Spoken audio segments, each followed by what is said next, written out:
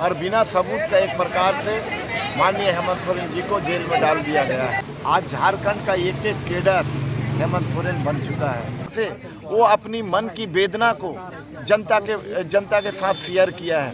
रघुवर राज के कार्यकाल में किस तरह से हाथी उड़ाया गया, केंद्र सरकार को हम लोग चेताना चाहते हैं कि एक आदिवासी मुख्यमंत्री के साथ इस तरह से अन्याय हो रहा है। कि हेमंत बाबू को किस लिए अंदर किया, ईडी आज तक क्लियर नहीं किया। माने भारतीय जनता पार्टी का फॉर्मूला, इस फॉर्मूला का चलते ही कल्पना जी को आज निकलना पड़ा। दिखाएगा झारखंडी लोग की 14 सीट में क्या होता है। मोदी जो एक षड्यंत्र के तहत संवैधानिक संस्थाओं का दुरुपयोग केंद्र सरकार करते हुए उन्हें जेलों में भेजी है कि कब तक केंद्र सरकार डरा के धमका करके राजनीति करेगी। और आदिवासी युवा नेता को जिस तरह परेशान किया जा रहा है,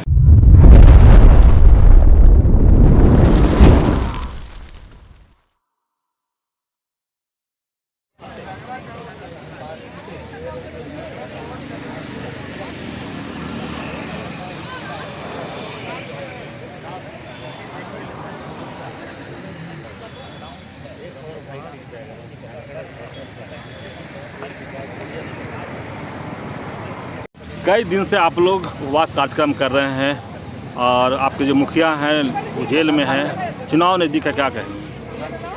देखिए, आप सारे लोग जानते हैं जिस तरह से केंद्र सरकार के द्वारा जो जांच एजेंसियों को किस तरह दुरुपयोग किया और कैसे एक छोटा सा मामला को दर्शाते हुए राज्य के पूर्व मुख्यमंत्री माननीय हेमंत सोरेन जी को एक प्रकार से झूठा मुकदमा ईडी के द्वारा डाल करके उसको जेल में डालने का काम किया और अभी वो सबूत जुटाने में लगे हुए हैं। अभी तक ईडी के द्वारा कोई भी सबूत नहीं जुटा पाया है और बिना सबूत का एक प्रकार से माननीय हेमंत सोरेन जी को जेल में डाल दिया गया है। उसी के न्याय के लिए हम लोग यहाँ पर पार्टी केंद्र कमेटी के द्वारा ये निर्णय लिया गया कि प्रत्येक जिला के तरफ से रांची के मोराबादी मैदान बापू का बाटी में यहाँ पर एक एक दिन का उपवास हर जिला करेंगे यहाँ पर। और उसी के तहत आज हम लोग की पारी आया है पूर्वी सिंहभूम जिला और हम लोग आज यहाँ पर उपवास में हम लोग यहाँ पर बैठे हुए हैं और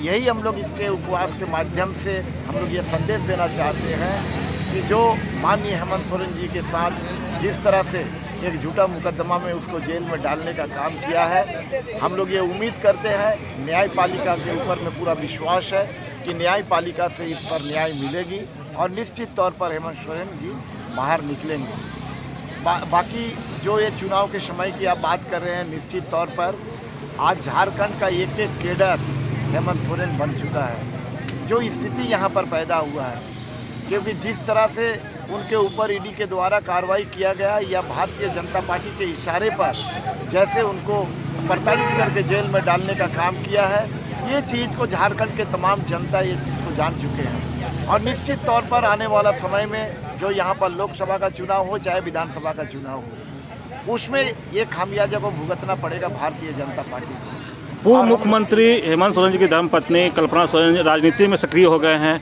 क्या लगता है, क्या मजबूती मिलेगा?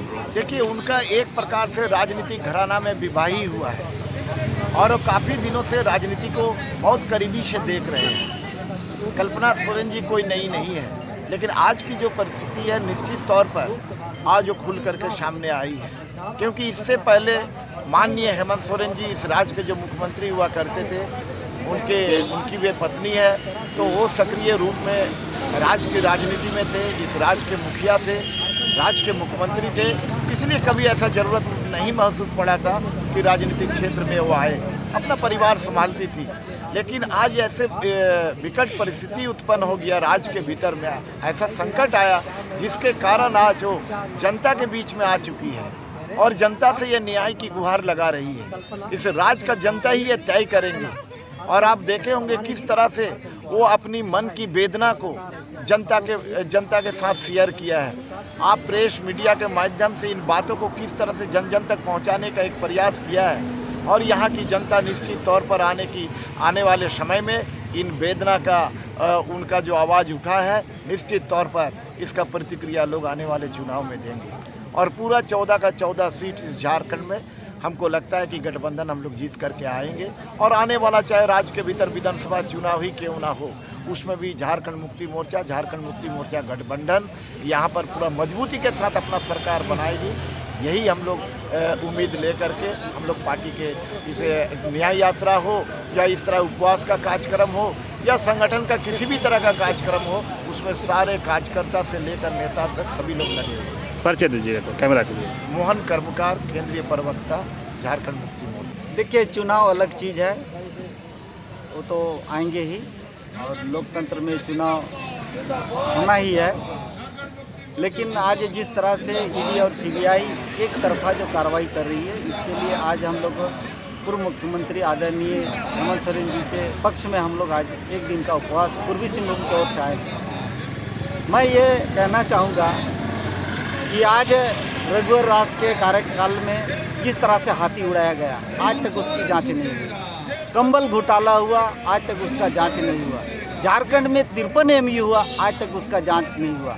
आज जिंदल, मित्तल, एसआर, डोगरे, आज जितना भी ज़मीन जो अधिग्रहण किया गया है, आज तक उसको मुआवजा नहीं मिला, आज उसका जांच नहीं हुआ है। तो एक तरफा सीबीआई और ईडी का जो जिस तरह से काम कर रही है, केंद्र सरकार को हम लोग चेताना चाहते हैं कि 64% झारखंड से ही खनिज संपदा जो है रॉयल्टी यहाँ से जाती है, और यहाँ का रॉयल्टी से दिल्ली, बॉम्बे, कलकत्ता, मद्रास और अन्य जगमगा रही है।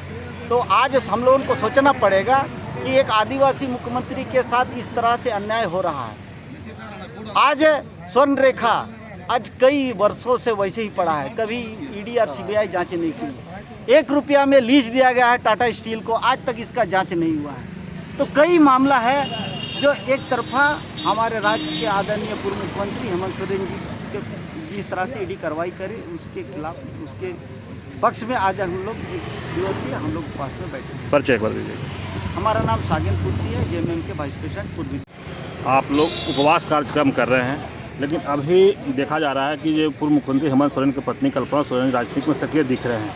आप लोग किस तरह से देखते हैं, क्या खुशी है, क्या?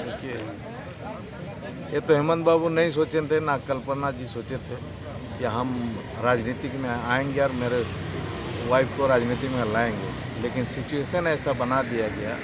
और एक कोई झारखंडी नहीं सोचा था कि ऐसा परिस्थिति पैदा कर देगा कि हेमंत बाबू का घर से परिवार को निकलना पड़ेगा। लेकिन ये भारतीय जनता पार्टी का एक माने जो झारखंडी लोगों को जो शोषण करने का एक नीति बना है, उस नीति का कारण आज कल्पना जी को बाहर निकलना पड़ा और लोगों तक जाना पड़ रहा, और उनको अपने दर्द को कि हेमंत बाबू को किस लिए अंदर किया, ईडी आज तक क्लियर नहीं किया। वो अभी खोज कर रहे हैं, है ना। इस खोज में शुभेंदु अधिकारी को इलेक्शन का पहले तक, बंगाल इलेक्शन का पहले तक खूब नोटिस जाता था। ममता दीदी दोषी है, उनका भतीजा दोषी है, लेकिन शुभेंदु अधिकारी छूट है। माने भारतीय जनता पार्टी का माननीय प्रधानमंत्री जी का कहना है कि भाई आप भारत में विपक्ष राजनीतिक नहीं कर सकते हैं, क्योंकि माने मेरे पास पावर है, इसीलिए सारा तंत्र मेरा पास है। हम जिसको जो चाहे उस आरोप में अंदर कर सकते हैं, बाहर कर सकते हैं, ईडी को बुला सकते हैं, दरवाज़ा से वापस ला सकते हैं, जेल का ताला खुलवा सकते हैं, उसको बेल करा सकते हैं। ये उनका आज जो चल रहा माने भारतीय जनता पार्टी का फॉर्मूला, इस फॉर्मूला का चलते ही कल्पना जी को आज निकलना पड़ा। आपके मुखिया जेल में है, चुनाव नज़दीक है, कैसे निपटेंगे? ये तो निपटने के लिए ही उतरे हैं।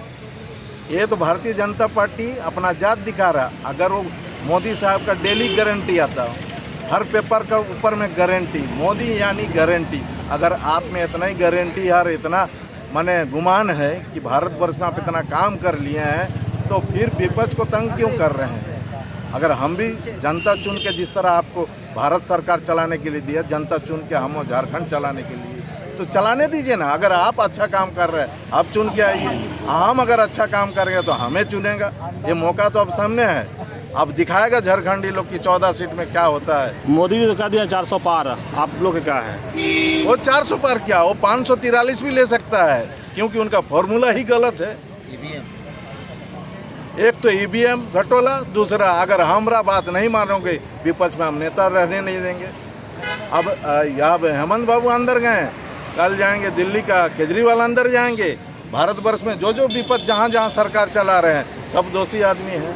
ईडी उसका पास है, आर्मी उसका पास है ना, पुलिस उसका, प्रशासन उसका, कानून उसका पास है, सब कुछ उनके पास है। चलिए परिचय दीजिएगा।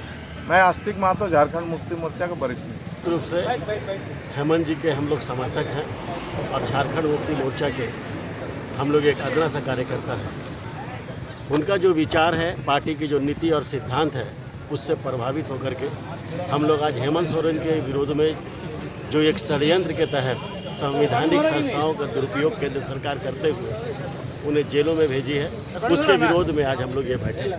और हम आपके चैनल के माध्यम से ये कहना चाहेंगे कि कब तक केंद्र सरकार डरा के धमका करके राजनीति करेगी और जहां उनकी पकड़ नहीं है, अपने खसकते हुए राजनीतिक परिस्थितियों को देखते हुए आज जिस प्रकार की झारखंड में खेल हो रहा है, ये किसी से छुपा हुआ नहीं है। मीडिया भी बखूबी ये जान रही है कि यहाँ डरा धमका करके अपने साथ मेल मिलाप करके जो सरकार बनाना चाहती थी भारतीय जनता पार्टी, उस पर हमारे पार्टी के हेमंत सोरेन जो है उस पर राजी नहीं हुए, जिसके विरोध में ईडी का इस्तेमाल किया गया और जिस आधार पर उनको जेल भेजा गया है। निश्चित रूप से हम सभी के लिए ये चिंता का विषय है कि कैसे झूठे झूठे मुकदमों में अच्छे राजनेता और आदिवासी युवा नेता को जिस तरह परेशान किया जा रहा है, उनके परिवार पर जिस तरह का प्रहार केंद्रीय सरकार कर रही है, ये तमाम झारखंड वासियों के लिए, पूरे देश के लिए एक निंदा करने वाली बात